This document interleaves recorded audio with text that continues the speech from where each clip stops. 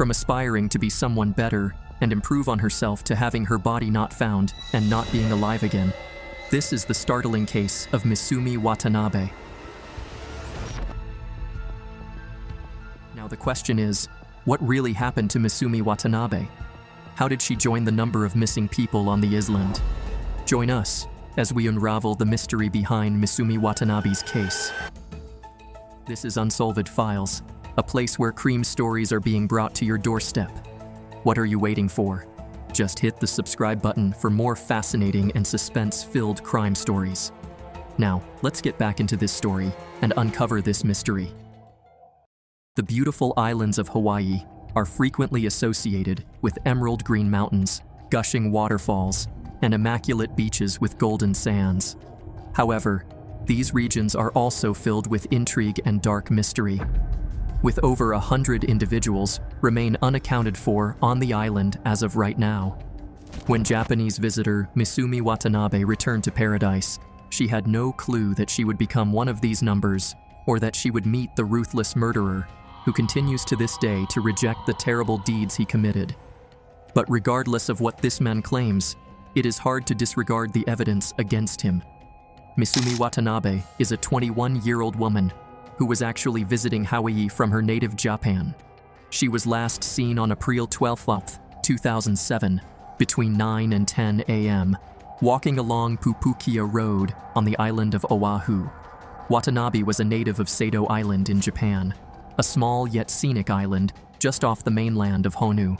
Masumi was born here to Hichi and Fiko.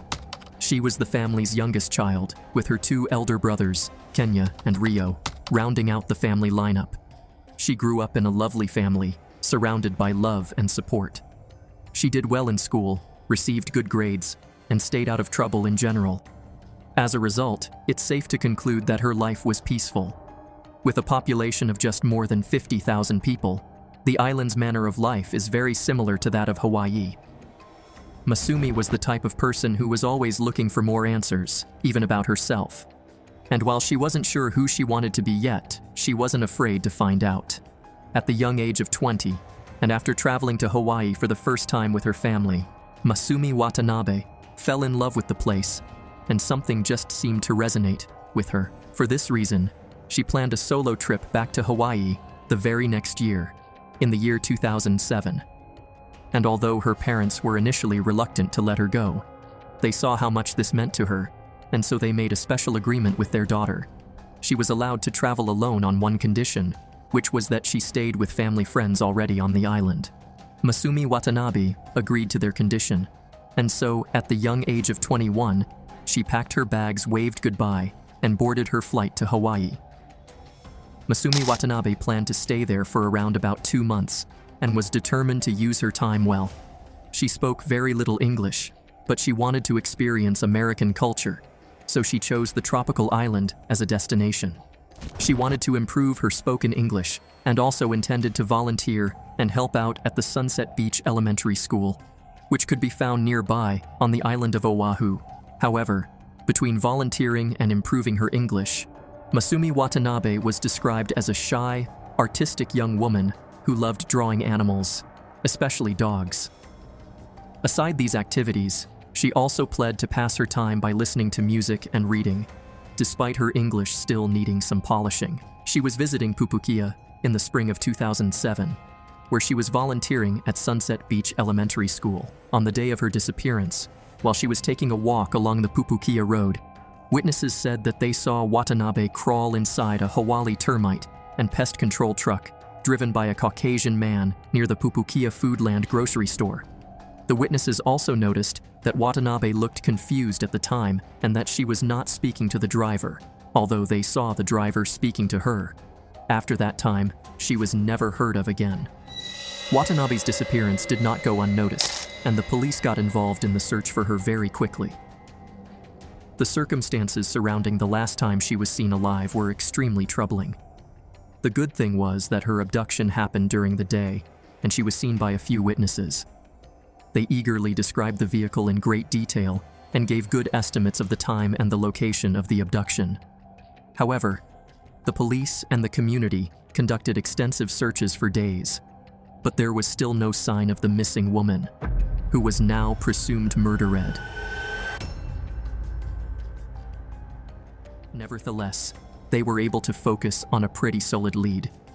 The person who was suspected is by name Kirk Matthew Lankford, was 24 years of age, and an American, originally from Colorado, who relocated to Hawaii in 2002. In August of 2003, he was hired as a technician by the termite and pest treatment company. Watanabe was last seen 44 minutes away on Hani Lane, where he resided with his family. Locals characterized Lankford as a devout family man who attends church. Although he did have a record as a juvenile, he was not convicted of any crimes as an adult. He was a man seen by his neighbors as a deeply religious, church-going man, a devoted father to a baby boy, and a husband to a pregnant wife. He was known as quiet and pleasant. Lankford was even known for hosting Bible studies at his home on Fridays. He even took his neighbor's son to church with him regularly. He was regarded as a quite pleasant guy overall. When their son was accused in several phone interviews with anyone who would listen, his parents stood up for him. They asserted that he was not a murderer and that he would sacrifice all for you, not harming you. Along with their strong belief in their son's innocence, they also said that the police were lying and attempting to blame their son for Watanabe's disappearance. Also supporting him was Lankford's brother, who asserted that he had never in any way acted in such a way. However, not everybody thought he was a flawless person. A witness described in court the horrific things he saw Lankford do to pets. In her testimony, Lankford's wife described her husband as being extremely harsh, demanding, and domineering toward her. There was also a sexual assault case in 2006, 1 year before Watanabe's disappearance. Lankford was questioned by authorities after allegedly raping another little Japanese woman. The woman provided the police with his license plate number. However, the police were unable to charge him because the woman in this case was unable to identify Lankford as her attacker in a lineup. Lankford had been employed by the pest control company as a technician at the time Watanabe disappeared. On the day when Watanabe went missing, he was working nearby. Watanabe's eyeglasses and blood were discovered by the authorities in Lankford's business truck.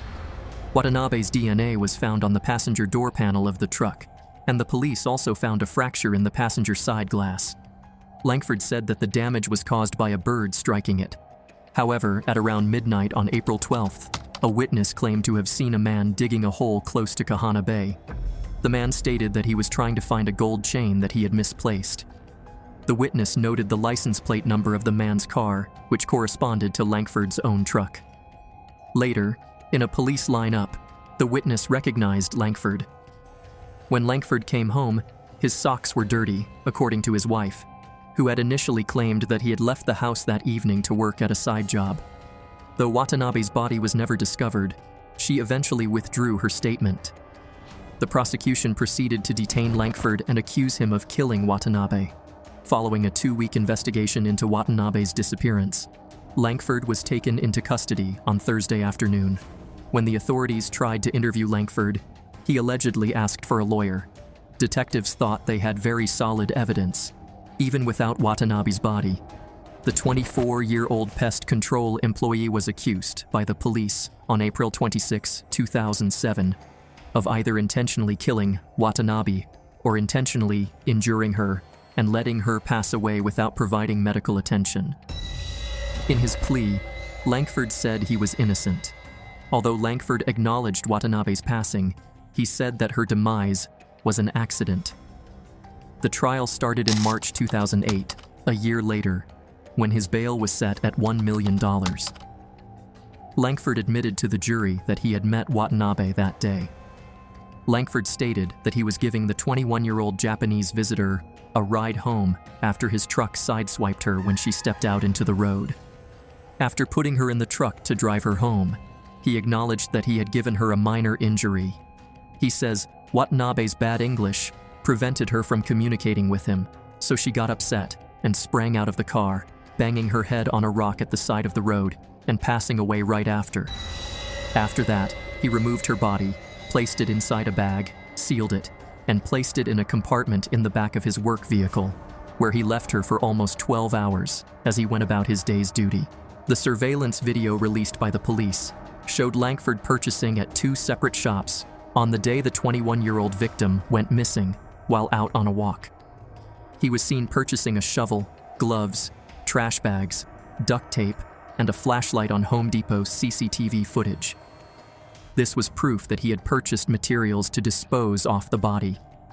He asserted that he later disposed off Watanabe's body in the Kuala Luma Ranch's waters.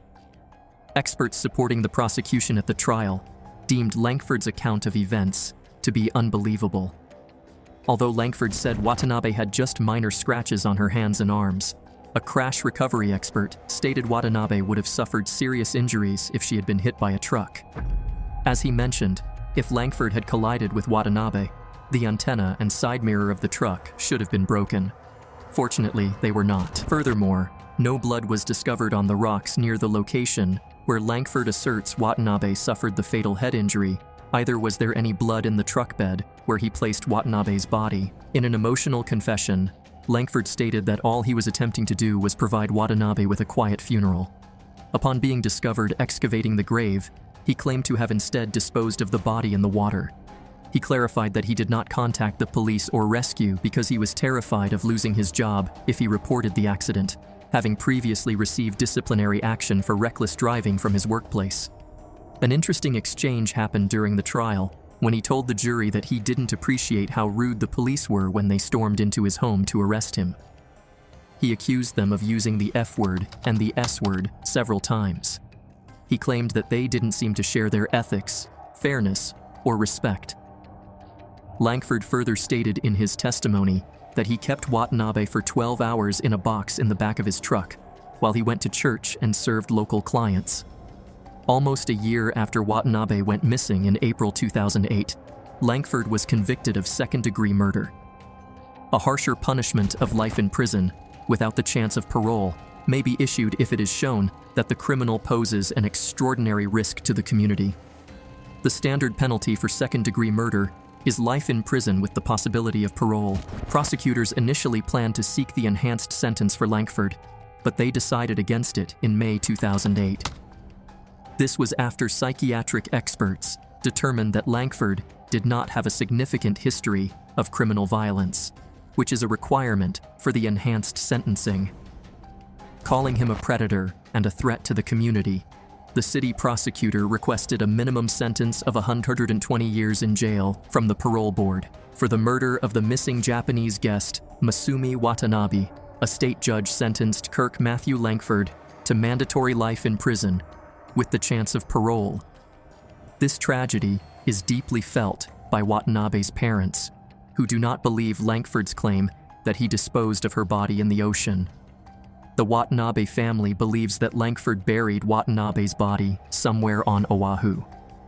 They begged Langford to show them where her remains were buried so they could return her to her hometown in Japan. The Watanabes said that they will return to Hawaii for every one of Langford's hearings. In April 2009, a year after Langford's conviction, the parole board sentenced them to 150 years in prison. Langford will have to serve a third of this, around 50 years, before becoming eligible for parole. Investigators did not believe that Langford dumped Watanabe in the ocean either, as he said, since if he had dumped the body, it would have almost certainly washed up on the shore. It is more likely that she remains buried somewhere on the island. Her body has not been recovered to date. Watanabe's family continues to hope that her body may be found one day and returned home to Japan. Langford continues to deny killing her. Now, this is the tragic case of Masumi Watanabe. What are your thoughts on this story? Do you think Langford actually killed Watanabe in your opinion? Let us know what you think by sharing your thoughts with us in the comments section below. If you have really enjoyed watching this video, feel free to give us a thumbs up. It won't cost you anything.